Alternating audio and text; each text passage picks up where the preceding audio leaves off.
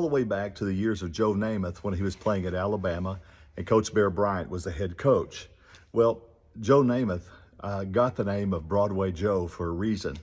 And one of the reasons was because, of course, he was a showboat, but also because on one night before a game, he went out partying with some of his friends. They were drinking and came back in. He admitted it to Coach Bryant. Coach Bryant then said, well, just wait here. I want to go talk to my assistant coaches. He asked all of his assistant coaches what they should do.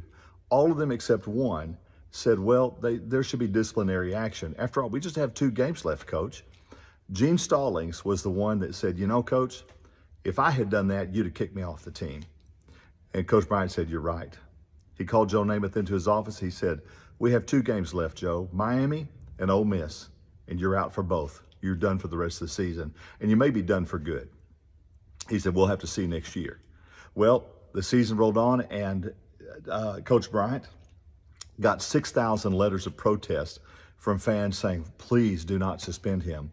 The Alumni Association put pressure on Coach Bryant not to do this. Even Joe Namath's mother called Coach Bryant in tears, begging him not to do what he had done.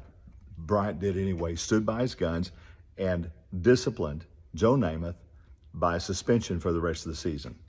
They played Miami, and the coach had his backup quarterback. His name was Jack Hurlbutt, and he led them to a 17-12 victory. It wasn't pretty, but they won.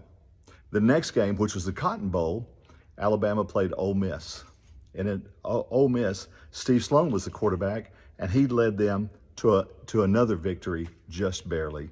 And again, it wasn't pretty, but they won. The next year, Joe Namath came back as a starting quarterback, and he led Alabama to a national championship. After they won the national championship, Joe Namath was interviewed, and he said, you know, Coach Bryant was absolutely 100% correct to suspend me. He said, no, let me correct that. He was 110% to correct me. Now that correction took guts. It took fortitude. It took discipline on Coach Bryant's part, but he disciplined his star quarterback, and the result was tremendous. The Bible says in Proverbs 22:15, it says that a youngster's heart is filled with foolishness, but physical discipline will drive it far away. It also says in Proverbs 19, verse 18, discipline your children while there is hope. Otherwise, you will ruin their lives. So discipline is good. It brings about good things for us. Man, sometimes maybe we need to embrace the discipline and learn to grow. Man, God bless you. Thank you for joining me today.